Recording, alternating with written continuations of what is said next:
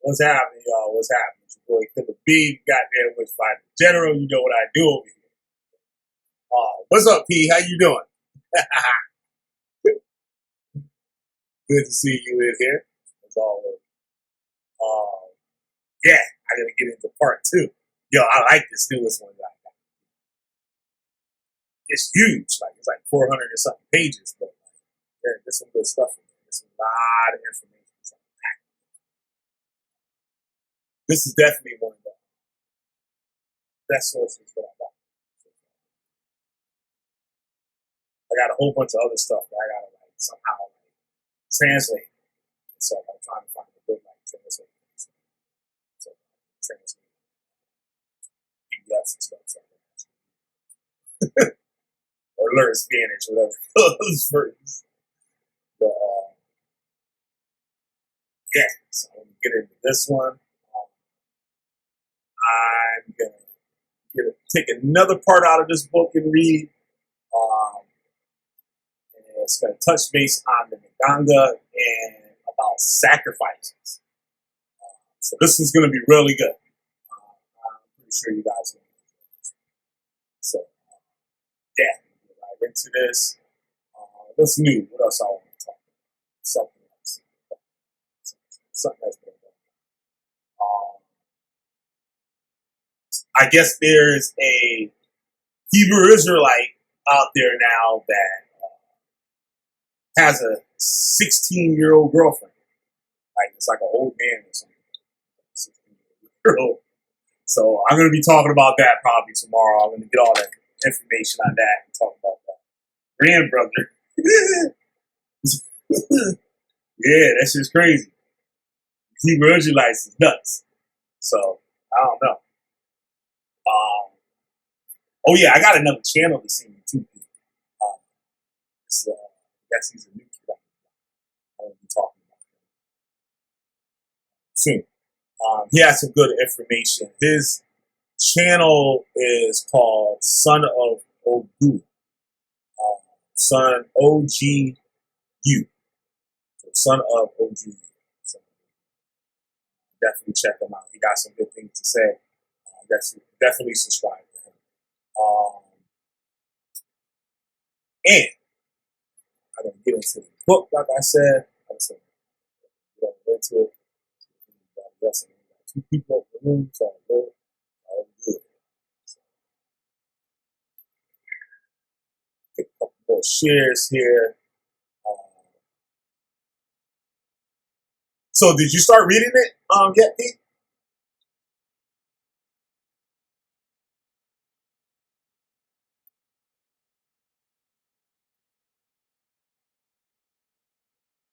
I don't know if you started reading it yet. Yeah, it's really good. It's really good. I'm gonna be reading from like page. It's crazy because the PDF pages and the actual pages are like totally two different things. I'm gonna be reading from page 300 and 350 something. I think I'm gonna be starting on 348. I'm gonna be starting on. Hope I didn't hit the wrong button and jump me off of there. Nah, this is what I put. Right in the middle of I said 348.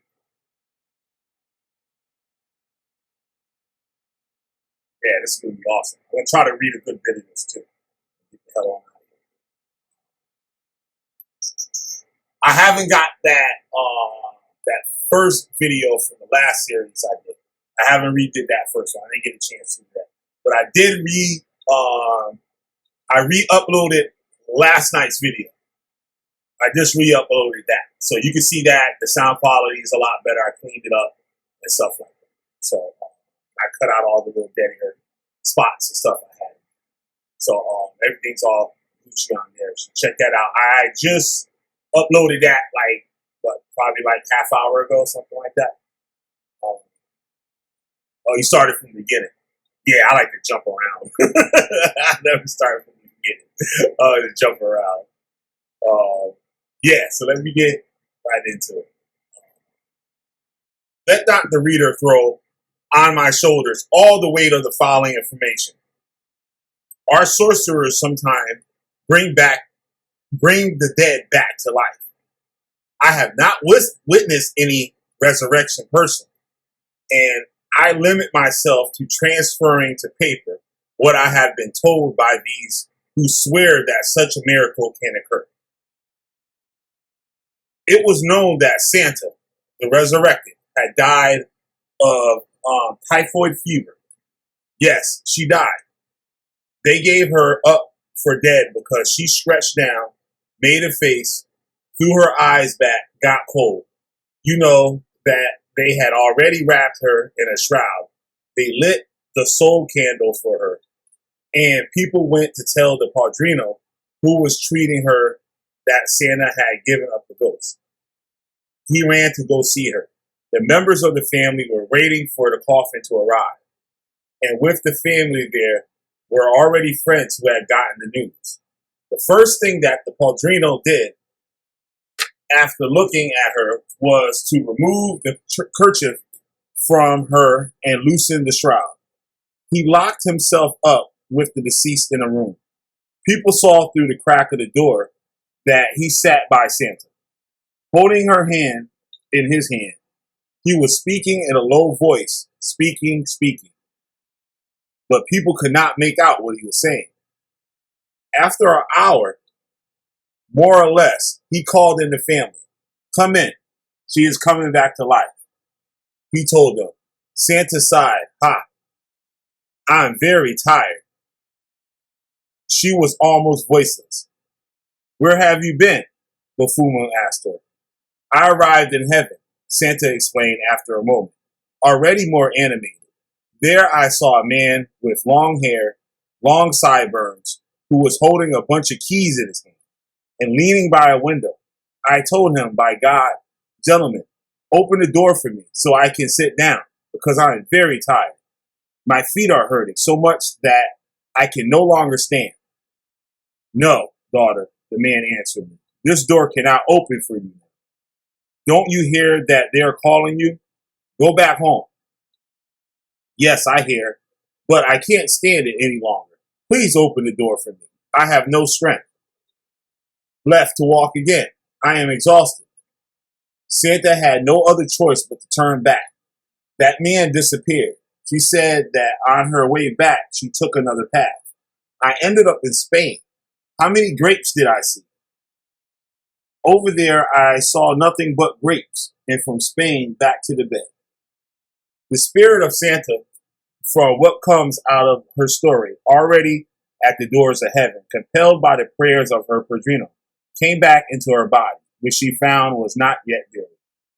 After her convalescence, Santa got married and was enjoying an inviolable health after her resurrection. I have no doubt that she is still in excellent health. But do not think that invariably the Mayombe or a Nagando must go into a trance state. Cargado, charged, or matado, mounted, as it is commonly said, accompanied by the Mansulo Mambi Bambi or the Mayordomo, to deposit the Morubas, the Bahurias, to blow some powders, or to collect what is needed for a saranada, a sorcery or spell, a makuto, a defense,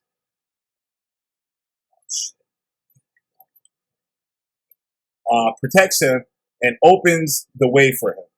There are encomendadas, errands, and the Miradomo, trusted by the Bubata, carried out alone and in full awareness and lucidity. The Fumo and Babata, in order to do a good job of Mayombe Cristano, meaning for good, will be seen wrapping a white kerchief around his head. The color of the kerchief around his head conveys the essence of the sorcery that he is preparing. In order to cause harm or death, a black kerchief is used. Balanga is Christian. Balanga has a head wrap of mourning. Balanga only. Black is always the color of the nganga Judaeus.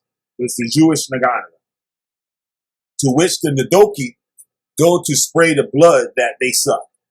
Red is the color used to act in the two camps, to do good or to cause harm. So then, when the Tiata wages war, it wages war is about to attack an enemy. He sings, I wage war, Nganga, I call on you. Miriwanga is red. Vititingo, come here, Nganga is red. Finally, the time arrives to dismiss the Mufumbi who has fulfilled the orders of the Padre Nganga, of the Kudiludia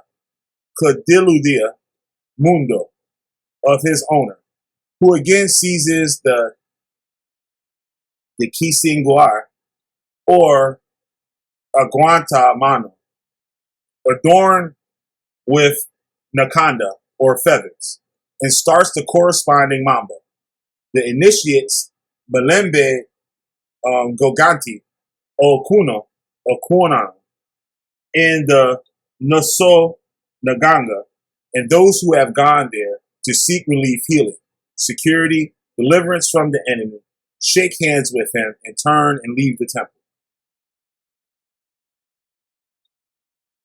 One other rite, this one very solemn that we have only mentioned that is practiced in Nassau, is the appropriate food that is offered to the emanations of the deceased Gangalos, the Bakula, and particularly to the Nakai, the deceased padrino of the Padre Nganga, who usually appears to him in dreams or through other means, and communicates to him his desires to receive an offering from him. No people take as much care for the dead. No people are as interconnected with them as the Mayomberos. As for us who hear them speak, we could say that their dead are alive. Those who had the Gasa Mensu Fawa had closed their eyes, had died, are offered corn flour and black beans, or rice and beans with peanuts. The corn flour and the beans need to be cooked together. This offering is paid for by all the children of the temple and eaten as a community. A portion of the wall is covered with a black fabric that has on it in the center a white cross. Up front on the ground, in front of the Nganga, among 4 lit candles, is laid the cauldron that contains the food. The spirit of the dead is invoked in a customary way, in a special flickering of the lit candles. The flame trembles. Pyre, looks like it's going to go out, but it goes up, cries and flows up. Signals to the Mayombero, the presence of the deceased.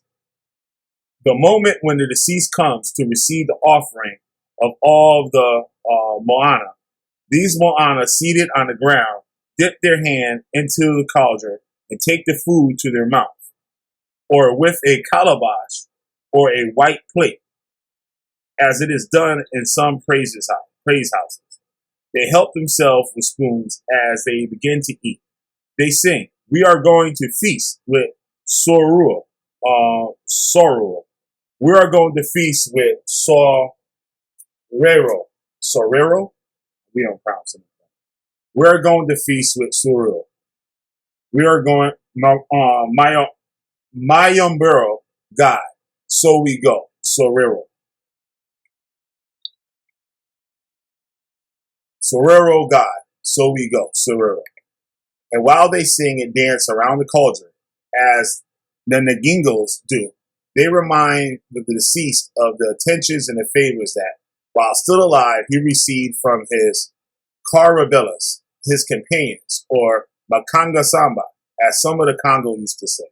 The remainders of the food together, with the butts of a burned candle, tobacco, and a calabash of aguardente, malafo, are taken to the cemetery and put on the tomb of the deceased Padre Nganga.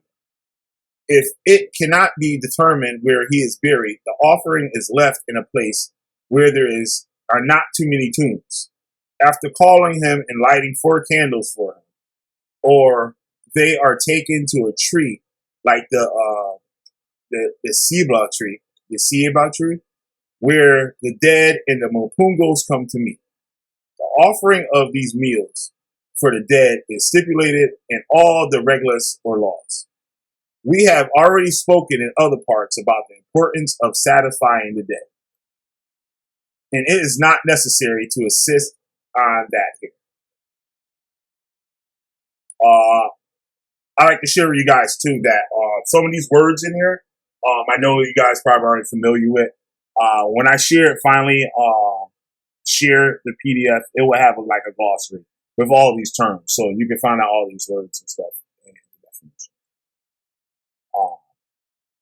I'm just not going to go through every single one because there's so many stuff. It's prolonged.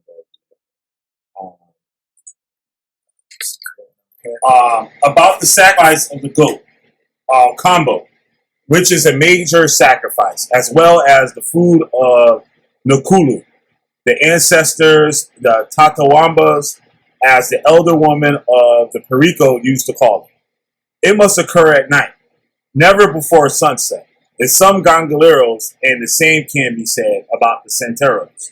Moving away today from the rule instituted by the elders. Curiously sacrificed during the hours when the sun is burning, they run the risk of causing in their praise house some serious setbacks. Blood is already hot enough as it is. If the fire of the sun heats it up by its flow, without any apparent reason, the people who are heated up cause tragedy. In the past, say my old informants, the slaughter happens in a cool of the night, or when the day declines and the sun has lost its force. But in practice, the nganga eats at any time, and the rooster is offered whenever it is convenient, as we have already been told. All right, 5 of them. All right, now we're talking. Okay, but in practice, the nganga eats at any time. The rooster is offered whenever it is convenient. As we have already been told, the only blood that can be poured into these nikisis and ngagas, these sacred containers, is the blood of the rooster, or depending on the type of force that they contain. The blood of a jicotia, or turtle, a malanda, or a fuko, according to several Tata Loangos, it is customary to sacrifice a meme, or a sheep, or a sense, or deer, gambo, or goat, or nagulo, or pig. Even though it is not always an easy thing to do. The officiant pours in the nikiso some blood from a wangala, or a sparrowhawk from the Killah, or the carriera from an owl, or from a vulture. But the blood of this one, in truth, it is better not to give it to the nikiso, because the people who go to the Casa Mundo will later be nauseated when they drink the kimbisa. The kimbisa, or the chamba, let us remember, is a ritual drink that is given to the Moanas for them to drink. And it contains residues of the blood of the sacrifices mixed with aguardiente that is sprayed over the nganga. The rooster, save some exceptions, will not be white or off-white, nor will the goat be white but black. For Mama Lola, a Buumba Nikita, which is very fine and delicate, the roosters are white and the goats are white. And also for Mayombe, Nikimba, and Mama Tenga, these, like Mama Lola, instead are aguardiente. They drink dry wine. For both of them, it is necessary to add to the dry wine some cinnamon. It is indispensable to spray them abundantly with Florida water from Murray.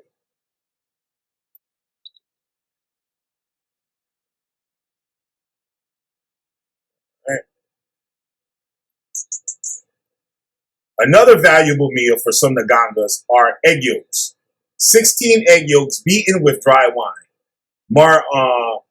Mariata only accepts roosters or black goats.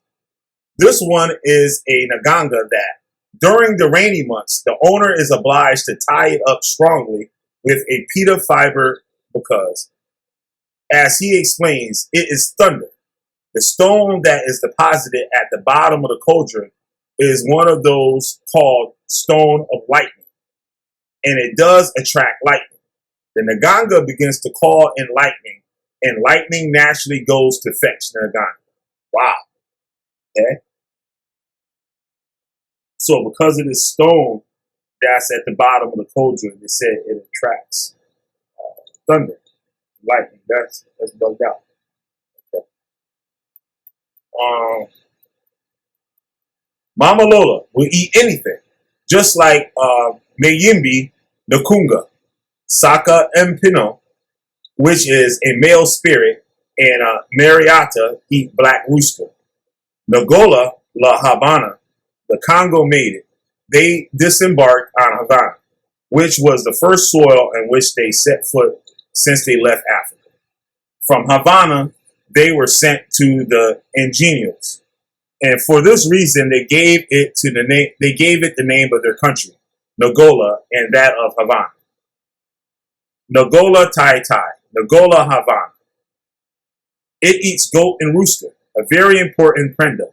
Luna Nuva, which is only fed during the new moon. And like all prendas of its praise house, it's manufacturing during the new moon.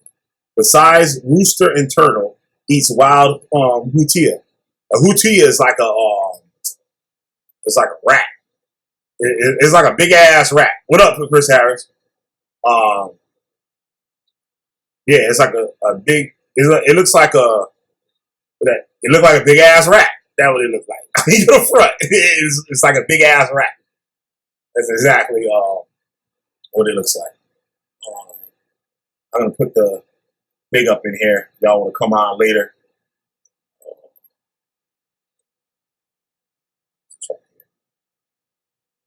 All right.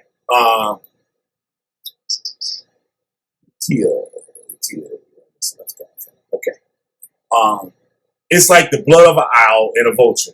A Nganga sister of Campo Santo, it is proper to offer her from time to time a wild iguana. She adores it. With a knife, the body of the live iguana is open lengthwise, and it is left on top of the Nikiso. Of course, the Nganga is not fed anything from the animal that it contains.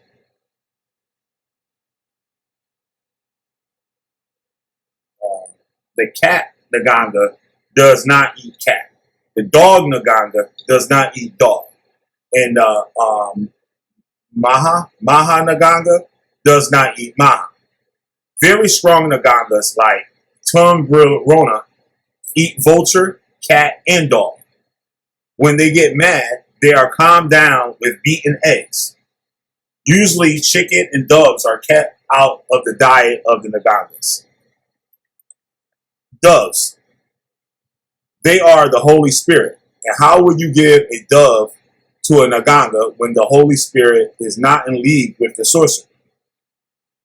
If Obatala does not allow his child to have a Nganga, as everybody knows, if a person has been initiated into Mayombe and later settles into Ocha, that person has to separate his or her Nganga from the Santos.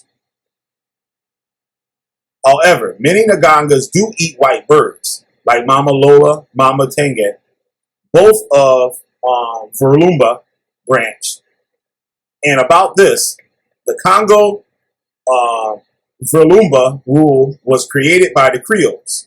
When the old Congo swore them in, they recognized them and counted on them. That is how all their prendas came to be Judeas, bad, meaning bad. For Lumba, for anybody that didn't catch my last video, uh, this Jew term was used a lot at this time in Cuba and other parts of the Caribbean and dealing with this religion, Palo Mayombe, Palo Monte. The Judeas was considered something bad. Like if something was Jewish or Judeas, it was considered something evil. It was considered the left-hand path. Black slaves that weren't allowed to be baptized Catholic, they were considered Jewish or Judeas. Let me read on. Verlumba works really fast. It does not allow time to reflect. It attacks immediately. It is not made at home. And what it contains inside, what it is made of, are bones of a suicide, of a murderer, or of a dead person who cannot be bitten by a rabid dog. Oh, I'm sorry, that. Or of a dead person who have been bitten by a rabid dog. And a rabid dog, a widow spider, a linguina, which is what the Kongo call a chameleon of the hills, Nadoki owl, and everything that is bad. Some Nagangas can be offered certain food. Others who eat anything cannot be offered sesame. In general, sesame is taboo for Mayomberos. Some Nagangas, when they ask for food, their owner feeds them. Besides birds, frogs, maha, scorpions, wall lizard, and a rat, since they love all these animals.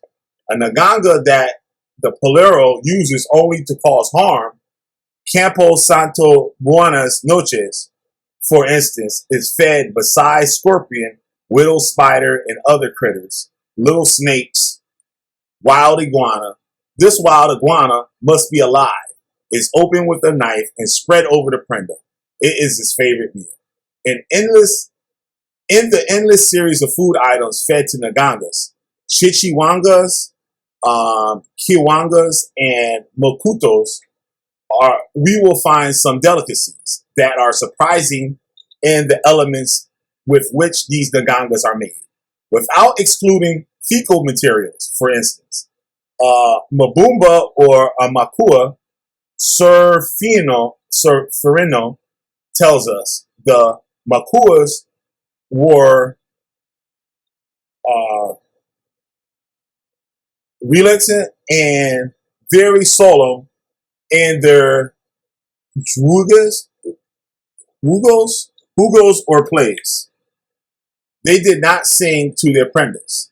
They were fed only the menstrual blood of virgin women. The Boombas of the Makua who lived near Covadonga were female. When the Majasas, oh God,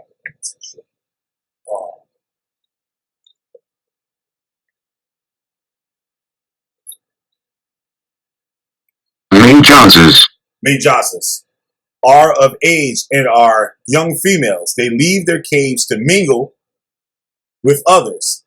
And with the mingling, they are distilled into these formations and the earth. A stone is formed, which the Tatando or the sorceresses collect to make the fundamental of their prenta. This Mabumba Kuoba is like Yawa, the Lukumi Santa. Its male owner cannot have a wife, and its female owner cannot have a husband. Castro Barra had one of those strange prendas, Makua, to which you do not sing. In order to call up the Mufumbi, he had to put a burning charcoal in his mouth or on his head. His hair would burn, but not his scalp. Once his hut burned, his things burned out, all except the prenda. In the place where it was not even ash could be found. Another Wanga Makula, Guach Chinango, fed on a guanto de Salado, or soldier ointment, which could be bought in pharmacies, and candle. No arguente was sprinkled on it. The Tiata Nganga, in turn, abstains from eating what his Nganga does not eat, like the Alocha, the Ilya, the Iyawo. The Ngangalero also is prohibited from eating certain foods. The Tata Nganga, who owns a piece of Siete Campana Mundo, does not dare eat, nor matter how much he might like it. Indian banana, purple banana, okra. The reason are powerful. Bananas, especially Indian bananas, frighten the Ngangas Christianas. And Bombrero does not eat them, lest his Fumbi leave him, or lest his powers leave him. So then, when he has worked out a harm that has produced such a desired effect that the victim is already feeling bad, the Fumbi comments and celebrates ironically his triumph with this mambo. Purple banana I do not eat. Purple avocado I do not eat. Purple plums I do not eat. Mango I do not eat. Nor because it is slippery does the old sorcerer eat the tasty and inconsistent okra, especially when he is about to chalanga, to do a congwe, because otherwise his work would not have firmness or sturdiness. It would soon loosen up. It will get slippery. For any reason, those who are not possessed by the Nganga have had to eat the forbidden fruit. Care is taken to warn them afterwards to wash their mouth with water and ash. The owner of the Nganga, Campo Santa Medianoche, abstained from eating okra, even though he liked it very much.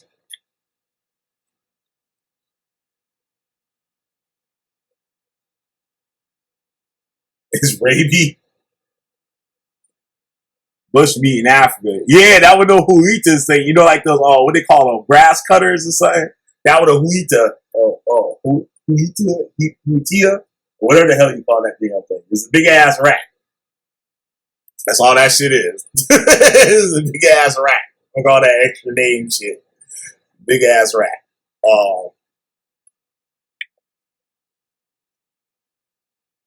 But I heard they cook the shit out of those motherfuckers in Cuba.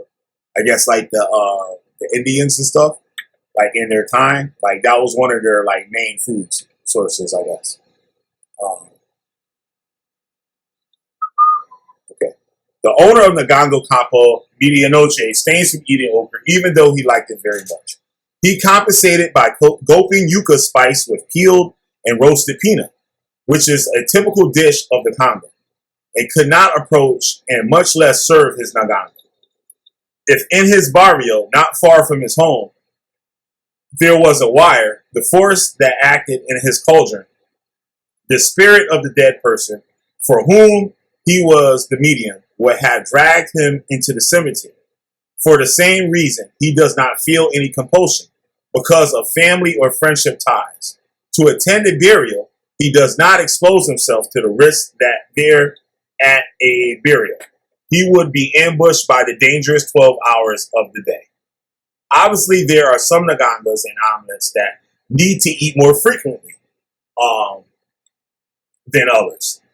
As it is stated, for example, that it is necessary to properly feed Levanta Corpo, a force that is carried and enclosed in a he-goat horn, a precious and irreplaceable talisman for the bandits, players, and politicians. Levanta Corpo, which its owner must always carry in the pocket of his pants, has the virtue of moving and being alarmed when threatened by danger. As it happens that all the amulets that are manufactured for a man, Levanta Corpo cannot be touched by a woman. If a man has contact with any woman, he would carefully remove the amulet and put it in a safe place. The Gangaglero does not have to cook for his Ngangas. Ngangas and Nikitas, contrary to what the Orishas does for his Orishas, with aguardente and rooster, they have enough. In the countryside, the bones of a rooster habitually used for sacrifice are taken out to be buried very often under a ceiba tree. The Ngangas do not drink water. They would lose their initiative. Water cools down and is not convenient for the Mayombe. The Mayombe, that is Wanga, goes cold. And it is not wise either to let it get used to receiving a lot of blood. Used to receiving a lot of blood.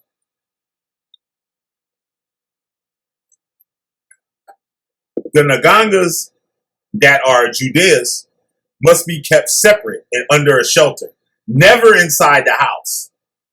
Women cannot approach them, and children much less. Nor should people talk to them a lot. Check this out, yo.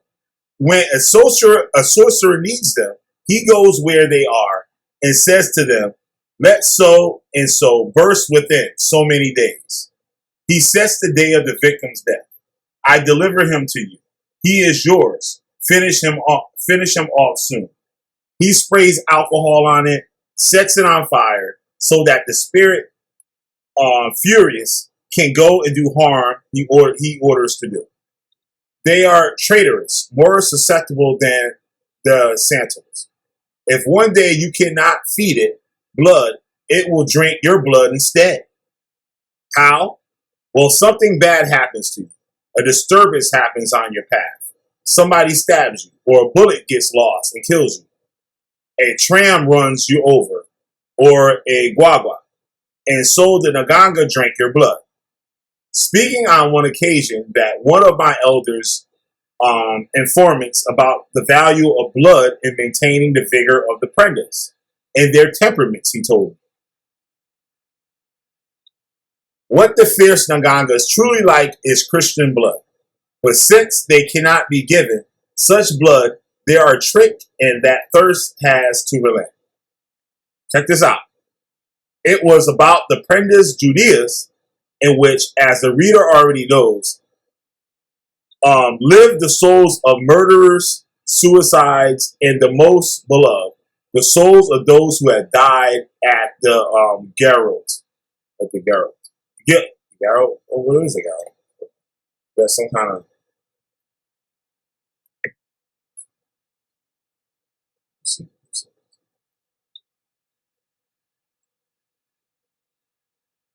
Oh, so that was strangled. So I guess somebody had hanged. Souls who have died at the typically with an iron collar or left a wire cord. A wire or cord. Somebody that had been strangled. Anyway, we touched a point that could not then be approached without wounding the dignity and provoke the animated protest of the death of the African rule, especially the Kumi rule. Did the African sovereigns and ambulance demand human sacrifices? Touching this theme was very delicate. In my first investigations, as soon as I slipped in the question about the supposed sacrifices of children in the past that the police denounced and the press published, there would be silence that I would hurry to break. Insisting on the desire of the Nganga Judaism, who demanded manga of a Moana Nene, I made more than once an unforgivable mistake of tact. 2 or 3 elders interpreted my curiosity as a proof that I was complicit in an idea that the white people have to harm the black people and to accuse them that they killed children over Nganga, or that they take out the children's heart for medicine.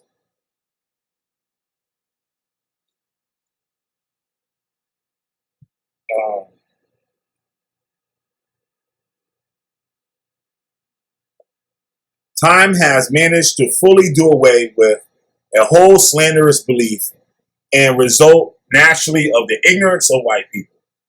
However, there is no doubt that the bad Ngangas, bad like Chavaninga, that almost wiped off the crew of Horin, would like to have a sip of Christian blood, according to what that elder told me. It is true that they asked for it and they drank it, but watch out. It is not that they seize a person like a rooster. They cut his skin and spill his blood in the Nikiso. The dead finds a way to drink the blood of the Polero in a way that you have been told. There was no shortage of people who believed in frightened children about the Negro witches who stole them in order to kill them and eat them. A truthful T told me, and also Sirico, who warned me against the Mayombe Judaizers because the women have their heart harder than the men when they say that their heart is hard. He also said that anyone who manages one of those wangas that does not get baptized does not receive any blessed water from the Catholic Church. From Noso Sambia, Palagaman, and Boca. From Good Saturday, or from the first rains of May, which makes them Kristanas and Benevolent, one day they would demand from the Polero the blood of a little angel. But even though the Polero might be an evil person, to avoid trouble with the justice, if he knows, he would never give it blood, and there would be no danger. See? So the Polero might be an evil person, but he ain't gonna do no crazy shit to get his ass locked up. That's basically what I'm saying. The Nganga will never get a taste of blood, except in those exceptional cases in which the criminal instinct of a degenerate or unbalanced subject are compounded by the insane fanaticals. If the Marondomo Judeo catches child blood, PM warns, it is because it is very easy to Kwikkenrikia, to Banda, to kill a defenseless creature. So I guess that means to kill the defenseless creature. It is clear that sorcery, as Fernando Ortiz said in his first book, Los Negros Brujos, is a magnificent breeding ground for a criminal microbe. The same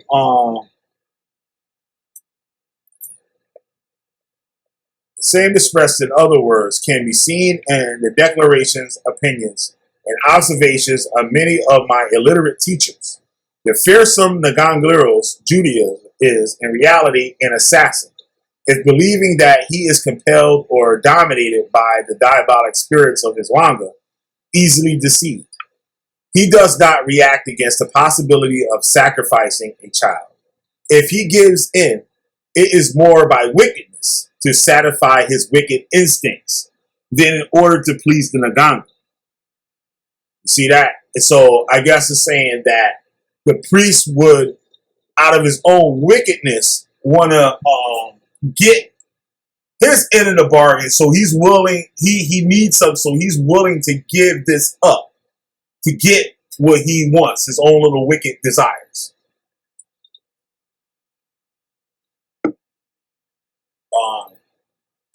Miguel maintains emphatically, like St. Thomas Aquina, whom he admires very much, because Miguel is a Kimbicero, and who certainly did not doubt the reality of witchcraft, nor the direct intervention of the Prince of Darkness in the works of his necromancer.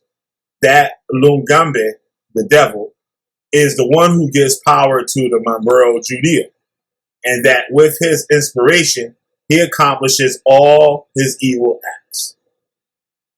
His Nagangas can only operate in criminal works. Many are sorcerers are Nerdokis because they are assassins.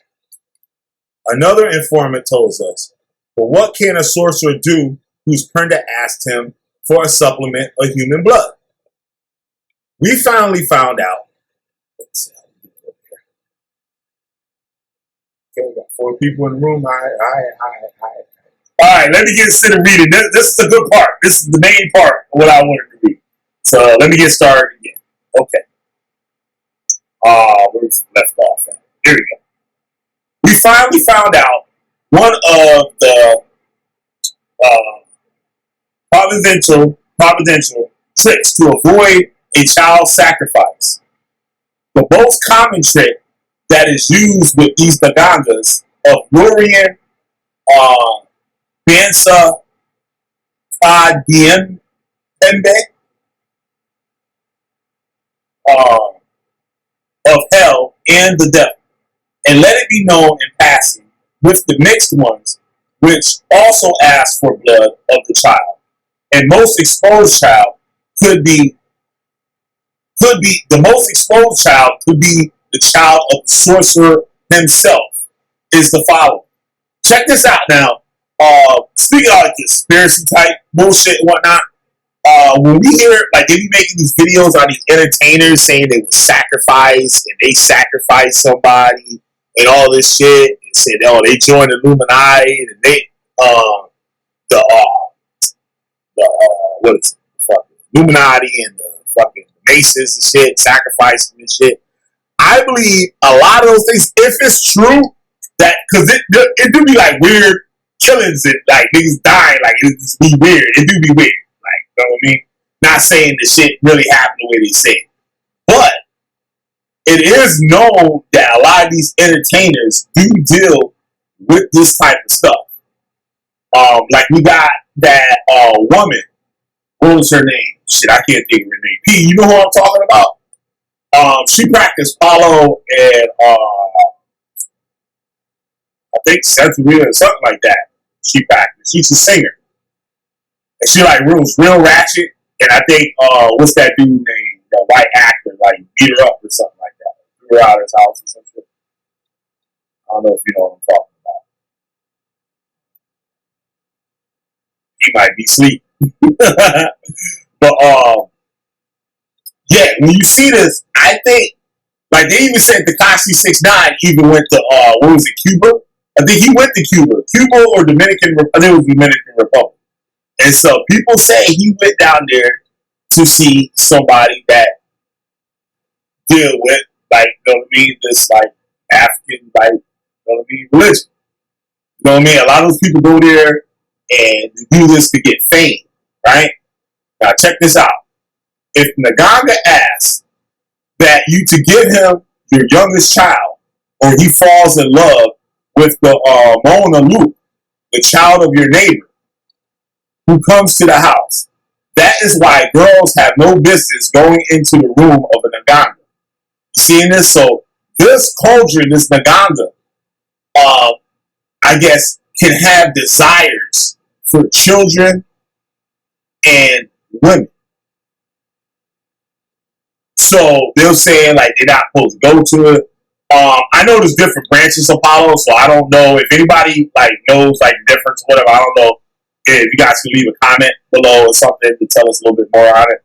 But I just don't want to say like the wrong thing because I know there's a lot of misinformation like in these sources and stuff from what I hear from a lot of people that actually practice this.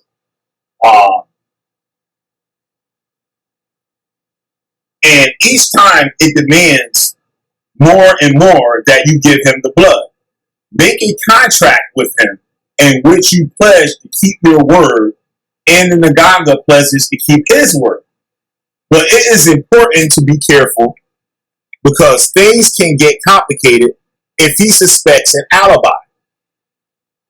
You tell him categorically, I will give you a little Christian or whichever child you want. But before you come on the Nakumbo head, the Nakumbo I think is a cow, and after you mount it, you must swear to me as I swear to you that before that you will eat what I give you to eat. With this promise, he already got excited. Since you do not mention that you will give him first the child, since you do not mention that you will first give the child, he thinks that it is a rooster or a goat or any other type of food he accepts and swears happily. When you put a metal file iron ball or a piece of hard metal over the cauldron, not that spirit nor anybody else is able to eat a metal file or an iron ball, even though his frame has the teeth of a nozzle, a saw, Nassau, Nassau. If you order him, eat this, you swore to me. You don't eat it. Of course not. Legal contract. Well, the sorcerer is no longer obliged to give his son or the son of the neighbor because the spirit has not fulfilled his part of the contract. You see that? If he did not eat the iron, he cannot eat the child. There is no bisikanda. This is very interesting and useful secret revelation coincides and is confirmed in the following information that we obtain from a Padre Nganga who tells us how to make a Nganga Judea for oneself. Check this out. This is how they make it for this type. I don't suggest anybody go trying to do this shit. Like seriously, don't even like think about it. All right, because they say some very bad things can happen to you. How you doing? Okay. Go to the cemetery to a tomb with a friend of confidence. 4 candles, gunpowder, and a sheet. There is a person who is going to do the invocation. Is covered with the sheet. Speaks, explain what he wants. And he swears, lying down on the ground, on the stomach or on the back. Once he has sworn, he puts on a stone 7 mounds. He puts on a stone 7 mounds of gunpowder to ask to the dead he has gone to fetch if he was willing to go home with him. He lights up the gunpowder, and if all the gunpowder mounds are blown up, it means that the dead says yes, that he agrees. Then the man takes with him that spirit, which will live in a cauldron or a pot. He puts a peseta at the bottom of the container and some soil of the tomb in which is buried the dead, with which he has made a pact. With a sharp knife or a razor blade, he and his companion make a few cuts on their chests and on their backs, and they drip the blood from both onto the nganga so that the dead can drink it. That is how one makes a nganga for oneself. You can take soil only from a tomb, the soil of a fua with whom you made the pact, to avoid confusion. Because if there are several dead, maybe one wants to work and the other does not, and they do not agree. This pact is make only with one dead, and this dead is your slave. But since he obeys your orders, you will have to please him when he desires or asks you for something. For example, if he asks you for a child, a son that you have, if this happens, you cannot say no, even if it is your own son. Right? Let me read this again. This pact is make only with one dead, and this dead is your slave. But since he obeys your orders, you will have to please him when he desires or asks you for something. For example, if he asks you for a child, a son that you have, if this happens, you cannot say no, even if it is your own son. In this case, get a steel metal file and tell the dead, I will meet your wish, but before I'm able to break, why does it look like I just read this shit? I'm tripping.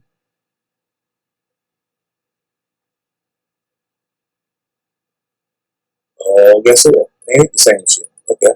Alright, we can go into it again. Alright.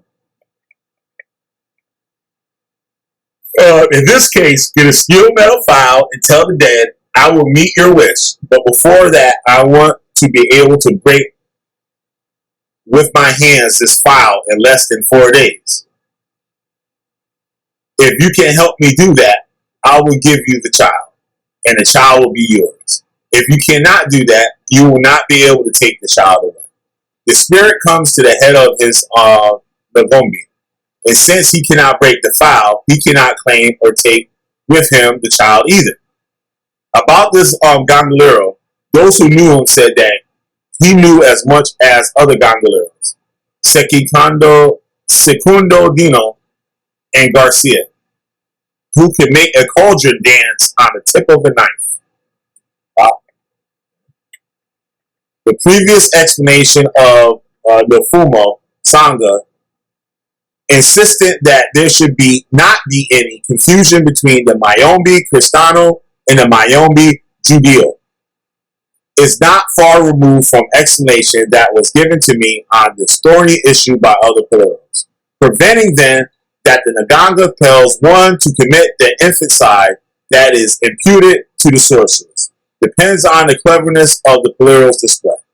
A year or 2 years before I abandoned Cuba, I heard about a nganga that a noble Tata in a sweet province of Pino del Rio had inherited from his African ancestors. That man was not a wicked man, I was told. His prenda did not eat. There was no need for sacrifice to it, to feed it. But every 15 years, it was necessary to offer it the blood of a child, who did not necessarily have to be white. On the contrary, the victim had to belong to the same family as the Ganga Keter and be 9 months old. And recently, this Tata being at the head of a large group of offspring and with the consent of all and for the good of all, secretly had sacrificed a great-grandson to the Nganga. Because of the sorcery, the Haitian Negroes were feared by the people of Cuba. Because 3 decades ago, on a plantation in Kamenge, a Haitian Negro sacrificed 2 sons to his Wanga, because the Wanga had demanded them in order to restore the health of some customer or relative of the very same mothers who had accepted to deliver the sons to them. Galito was the name of this sorcerer who fascinated people and was influential among them. He was denounced to the rural guard, but none of his Negroes, because of the terror that Galito generated in him, said that he was the culprit and supposed truthfulness of his confession and crime, which he had not committed. He confirmed when the bodies of sacrificed sons were exhumed, where he had indicated Galito was not punished by the criminal justice system. The fervent and cursed innocent man was the one who was sentenced to death. Some prendas require for the Constitution the sacrifice of a woman, but the immolation of the victim is not done in the logical form that one would think. The Padre Nganga holding the woman as if she were an animal and knife in hand, letting her bleed. No, you take advantage of the fact that women are careless and usually throw in the trash the sanitary pads that have been soaked with blood of their menstruation. The Mayombe collects one of these pads soaked with blood and washes it with the prenda. The prenda then begins to suck the woman's blood until the woman dries up and dies. As a payment for this lifestyle, whatever the gangero asks for, the nganga gives it to him. This particular type of nganga, which is made only of bad palo sticks and sete rails and centella, it belongs to the path of the Kobe Bryant and Campo Santo. It's very capricious and can be a pain in the neck. For instance, when it insists that it be taken out for a walk to the cemetery where one can run into the police or whatever other inconvenient person. It is clear that the sorcerer does not do these human sacrifices physically, but as it happens, he consents to them, or how many victims of his likeness and making pacts with the dead cannot avoid their fate. PB did not have this is a person's name, PB did not have the fortune of seeing any of his sons grow. And not because they were Abiku's traveling spirits who are born to be on Earth for only a short time and then die again. PB's wife will despair each time that one of her sons will die, but the husband never shed a tear. He knew that his prenda, a very strong one, carried them away. People murmured that he had promised them to his Nikiso when he still had none, to deliver all the children that he would have. That is how the poor Nikento came to give birth for Komanganga, for the cemetery. Many people promised the same thing to the Nganga, believing that these offerings of treats could be fixed later. But one could not have illusions, even through the dark spirit of the words. Tukemba, or dead, is the slave of the Mayombe, Judeo, who buys it at the tomb. The day eventually arrives when it gets out of control. And the worst of these Trato Judos, or Judeo pacts, says Basilo, a gravedigger, is that the dead believes that he is still alive and he wants to meddle in everything. He becomes so positive and jealous of the Mayombe that he does not separate from him for a minute, and he goes with him toe to toe, and one day he consumes him. So, like I was saying here, with like these entertainers that so-called make pacts with the devil and shit like that, I believe it. Like these people go to like Cuba and Dominican Republic to deal with these type of people to make pacts with these spirits for fame and fortune, and later on in life, when they have to take up their end of the bargain, they no longer want to do it. Or they make a pact where, like they said, you have to feed these Ngangas and stuff. Like, you know what I mean? And it probably gets a pain in the ass after a while. Because you have to hold up your obligation that you made to this spirit. So when you don't, the spirit gets pissed off and now I want to fuck you up. Because you made a deal. And now you breaching your contract. So now he got to get your ass. Just like anybody else on the street. Because remember what I said in the other reading I did the other day? That they said there's no separation between the living and the dead. It's all intertwined. You know what I mean? So these motherfuckers want they shit. So like maybe, hey, you have to do this for me every week. And after 10 years of doing that shit, and the motherfucker done made $30-40 million, he like, man, fuck this shit. I don't need to be doing that shit. I'm tired of doing that shit. And that's when some shit happens. Like, oh, you tired, huh? Alright. Alright. And then he come fuck you up. Or, hey, you have to give me a child or whatever the fuck. Like, you know what I mean? And he like, yeah, okay, I'll give you one. And shit. And that motherfucker waiting on his shit. And that nigga is like, man, fuck that printer or whatever. Like, you know what I mean? And that nigga come get your ass. So was that. So I think that could be what a lot of those things are and shit with these entertainers that just come up dead or something tragic happened to like their loved ones or some crazy shit.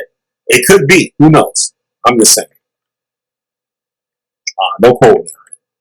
A Fumbi or Manganga or of a Chinese suicide, not a grudge against the wife of Sabino who played Palo with his teacher and another Negro called Pio, a companion of Jacobino. That dead took advantage of the fact that the Mambero who could put up with him was not there, Simbio. Pio, and having mounted him, he went into the hut where the Negro woman, who was Mamboti, pretty, was putting out clothes to dry. He raped her, then he dragged her on the ground and biting and hitting her, he almost killed her. And how responsible was Pio for what he did? If he was not who he was. These Nganga Judaisms caused many problems. However, another informant who, because of Nganga, had spent a long time in Nassau Sarabanda in the jail told us the Nganga's Judaism did not live well in the city. They worked together in the countryside. They work better in the countryside. I'm sorry. They belong to Anabuto, the bush. There are many churches here. They have to wait for the convenient time to surprise the person they're going to fuck up. They cannot hear the name of God mentioned. If they see another espiritu Cristano or a Christian spirit coming, they get frightened and they hide. In fact, when in a play of Mayombe, Judeo, the spirit possesses the gombe. Instead of pronouncing the ritual formula with the permission of the Nasambia Mapundo, it is necessary to say that the permission of the permission because the name of God cannot be pronounced. One of my elder women acquaintances, a daughter uh, or granddaughter of Lucchini, saw one night at the exit of a bridge of Lisa in Mariano a strange half-human form that at the same time was like a cat with a back full of quills. Terrified, she screamed, "Holy Lord of hosts!" And that apparition shrieked suddenly and sprawled away rapidly, reduced to a shadow along the side of the road. These souls of the people who in life were delinquent, souls that before being sold to the mayordomo are on death row through the garret, are so alarmed by a cross that the presence of the Sonaganga Judio of an initiate of Mayambe Cristano or Ochar Rule, who wears around the neck a crucifix or the medal of a saint, prevent the sorcerer from doing his work. It is known that only a certain hour and during determined days, Good Fridays are the most appropriate, can a Brujo Judio do his conjures and cast his spells to avoid that his Nefumbi meets entities that may slow their work or simply neutralize them. Accompanying a woman friend in the temple of San Paleros, he did not know he had to leave at the request of the Mayordomo Nganga. Naturally, the Padre Nganga had around his head a black headscarf. They were burning fula to get the work started, and the fula would not explode. That is, the Fumbi was not going to fulfill the order of the sorcerer. So they were putting down the gunpowder, and the gunpowder wouldn't explode. Preoccupied, he asked if among those who were present inside or outside the room, there was someone who had protection, a medal, a crucifix, or a scapular. Nobody declared having a protection that so dramatically frustrated the spirit at the house. And once again, they lit the gunpowder without getting a better result. The thing was not working. Finally, TM realized and declared that she was wearing, pinned on her shirt, a medal of St. Louis Gonzaga, blessed moreover by the priest of her parents. She was asked to leave, which she was pleased to do, because she understood that she was in the house of the devil, and immediately the gunpowder exploded and the kendamba was able to go out. In the same token, in another play, the presence of M, who was as good kissing, Kibisero always wore a crucifix. His Sambimpiri, which, like all the crucifixes of the rule founded by Andes Patet, carries on the reverse side in the center of the cross a cavity that is filled with the soil of fundamento of the set, causing a frightening confusion in the Numbers.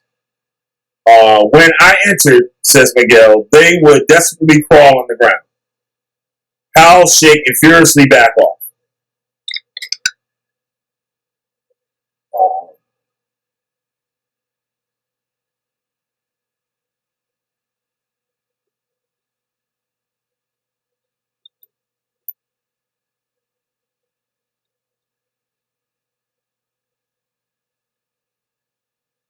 all right, P.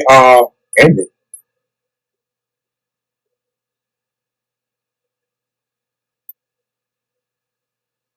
Oh, really? All right. Let me finish reading this thing here.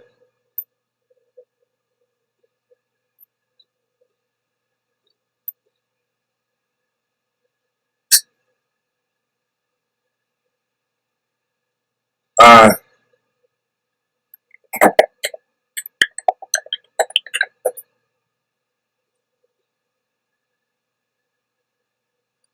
yeah, let me finish reading this thing here.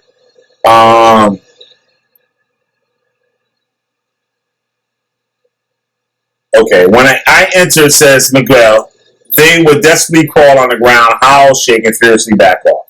These evil spirits who cannot hear the name of God, you do not spoil them. You speak badly to them. You curse them. Our beloved Calazan, who would frustrate the will of one of his Nagangas, which was not as Judea as the other I had in Sidra. In the house of Kulmo, when preparing some mortal gunpowder mounds, Nepolos, to cripple a rival, would abuse the Naganga with actions and words. That is what you do when they don't obey. A companion surprised him in this task. In the middle of fury, berating the fury who lived in a very heavy cauldron and using the least reverent language one could imagine.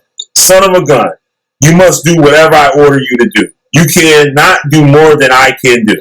Shit. What? You don't like the black rag? Fandango?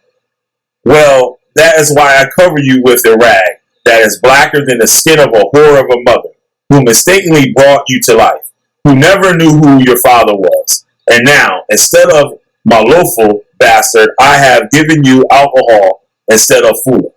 I will give you fire so you can burn, damn pig. May Tamburini Dambo, may the devil take you away. Calazar poured half a bottle of menthol on the Nganga and set it on fire. After burning a while, all the dark and thick mixture of various materials deposited in the cauldron. He covered it with the black cloth, and that seemed to frustrate the spirit that lived there, and put a heavy stone on top of it in order to crush it.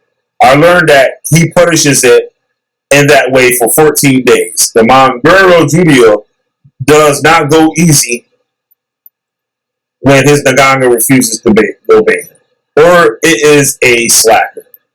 If if despite having responded through the Fula that was ready to fulfill whatever order given, it does keep its word, he turns it over, he gives it a good spanking with the royal palm broom, and he leaves it that way for as long as he judges convenient. Until you do what I order you to do, I won't turn you up, nor will I stand. Will you stand up? Another Mayboro used to punish the Gangas by submerging them in the river for 7 to 21 days. It would not be astonishing given that what has been said without taking into account the difference that exists between the Mayombe Cristano and the Mayombe Judeo. That in Cuba, the magic of the Congo continues to be just unjustly judged negatively, without distinctions. And as if among the Mayombe Cristano, there exists none able to be called Magbundu Yellow, to have a Datima Bunta, a good heart, and in Cuba, it is as it was in the Congo. Their malevolent sorcerer was punished. The malevolent sorcerer was punished. The benevolent sorcerer was respected. All loved him and sought him out. It should be kept in mind that contrary to what is known as black magic, represented by this malevolent sorcerer that our people call Judeo, and more correctly, Nadoki rises the Kristone, the Moana Sambia, the two, who practices the benevolent magic, the magic that heals and defends, respects his dead, and acknowledges Nsambi, the creator above all things. As it should be, from time to time, the Pange Nikisi, all who call themselves Yakura Mona, the Panjian, Lokanda, and Fenda Toto, celebrate their Nagangas and Nikisi. We have seen that the initiations and feasts for the dead are serious ceremonies for prayer songs and nothing more. Some of my informants greatly emphasize the solemnity that reigned in the rites of the Congo rule. But this does not mean that the no so nganga there is by any means no dance or joy. Why would the dead not dance? One does Kisanga Ki Nogola for them. The party plays the drums for them so they can dance. They put on the big Wasangara, the dead, and the Mapangwe Sama. An elder woman slave in Trinidad told me with enthusiasm about this festivity of eating and dancing that is celebrated, whenever possible, once a year for the exclusive rejoicing.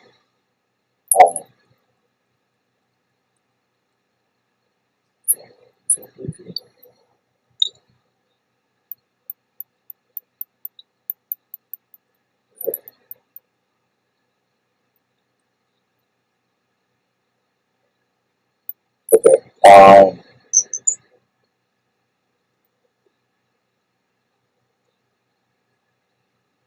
okay. Shit.